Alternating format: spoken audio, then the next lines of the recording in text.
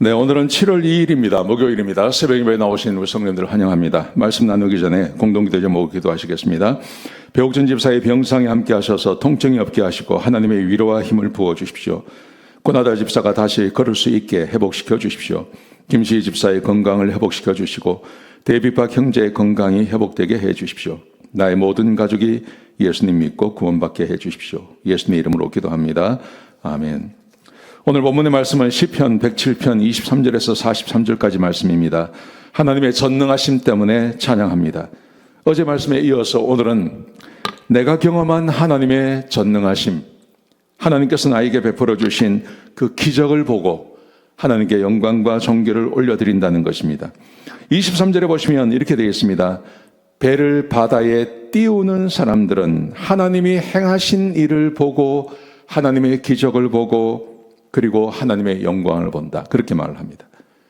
왜냐하면 이렇게 말해요.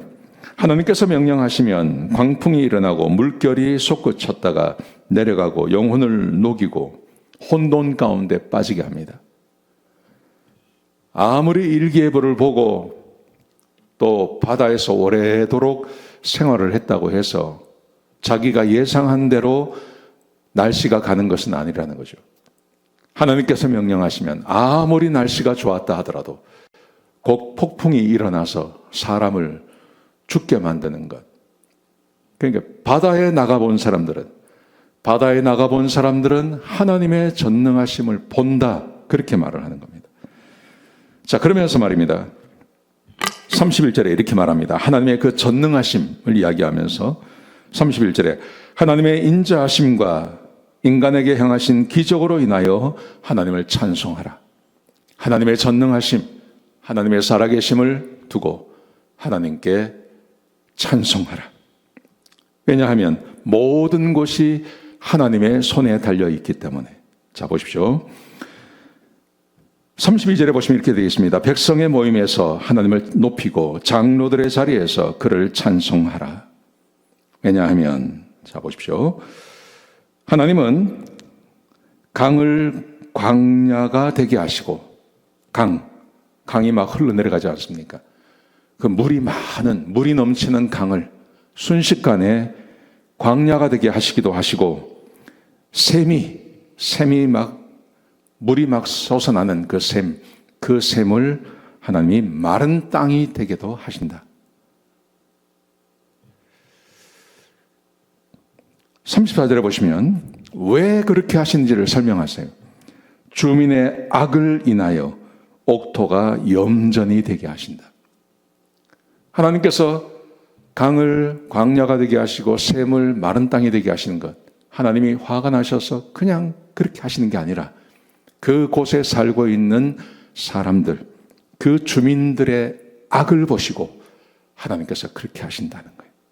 자, 그런가 하면 반대로 광야가 못이 되게 하시고 마른 땅이 샘이 되게 하십니다. 반대로. 반대의 경우도 있다는 겁니다. 광야가 못이 되게, 마른 땅이 샘이 되게. 그리고 줄인 자가 거기서 살 수 있는 거주할 성읍을 세워주기도 하시고 밭에 파종하고 포도원을 재배하고 풍성한 소출을 거두게 하시는 분도 하나님이십니다. 왜 그럴까요? 그곳에 살고 있는 사람이 의를 행할 때, 사는 사람들이 악을 행하면 하나님께서 거기에 풍성한 강이 광야가 되게 하시고, 반대로 그곳에 살고 있는 사람들이 하나님의 뜻을 따라 살면, 그러면 하나님께서 거기에 복을 주셔서 광야가 샘물이 되도록 그곳에서 마음껏 농사 지으며 풍요롭게 살게 하시는 것, 그게 하나님이십니다. 여러분, 우리가 하나님을 찬양하는 이유가 뭡니까? 일주일 동안 세상에서 하나님의 은혜 가운데 살아가면, 그러면 주일날 교회 와서 하나님을 찬양하고 싶은 마음이 생겨납니다. 그런데 일주일 동안 세상에서 하나님의 은혜 없이 살아갈 때가 있지 않습니까? 하나님 다 잊어버리고 살아가요. 그리고 많은 분들이 교회에 와서 위로받기를 원해요. 여러분, 내가 세상에서 하나님을 경험하지도 못하고 살아가는데 어떻게 내 입에서 찬양이 나올 수 있겠습니까? 찬양이 없는 거예요. 찬양을 할 수가 없는 거예요. 내가 이곳에서, 내가 세상에서 하나님의 전능하심을 경험하고 하나님께서 나를 살려주시고 내 삶이 정말 척박한 땅 같고 광야 같았는데 그 광야에 샘이 터지고 거기에서 풍성한 물이 나와서 내가 상상하지도 못했던 은혜가 내 삶 가운데 있어지면, 그러면 하나님을 찬양하지 말라고 해도 찬양이 나오지 않겠습니까? 물론 그 은혜를 잊어버리는 사람들이 대다수이지만요. 하나님은 그렇게 찬양하는 겁니다. 하나님을 그렇게 영광 돌리는 겁니다. 여러분, 그런데 우리 현대교회를 보시면 사람들이 세상에 나가서 하나님을 얼마나 기억하고 사는 사람들이 있겠습니까? 그렇게 많지 않습니다. 그러니 교회에 오면 교회 분위기가 냉랭하죠. 그 냉랭한 분위기를 업시키려면 뭘 해야 되겠습니까? 교회에서 온갖 것을 다 해야 되는 거예요. 사람들의 마음을 업시키는 온갖 것을 다 해야 되는 거예요. 그래서 하나님을 찬양한다고 생각하는 거죠.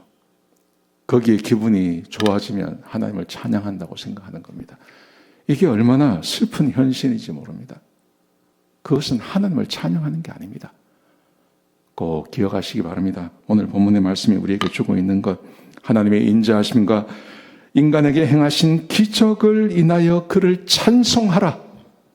31절에 그렇게 기록되어 있습니다. 그 기적이 뭡니까?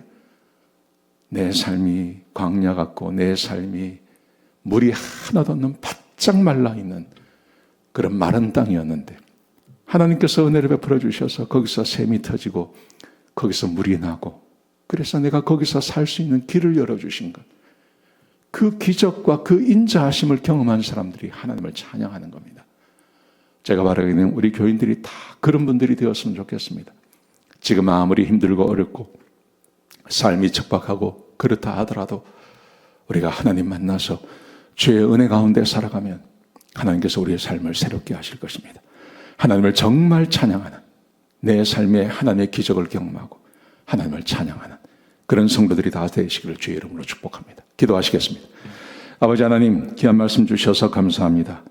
하나님, 우리 성도님들 한 사람도 빠짐없이 모든 성도들이 하나님의 기적과 은혜를 경험하게 하여 주옵소서. 하나님의 인자하심을 경험하게 해 주시옵소서. 그리고 하나님을 찬양하게 하여 주시옵소서. 감사합니다. 예수님의 귀하신 이름으로 간절히 기도드렸습니다. 아멘.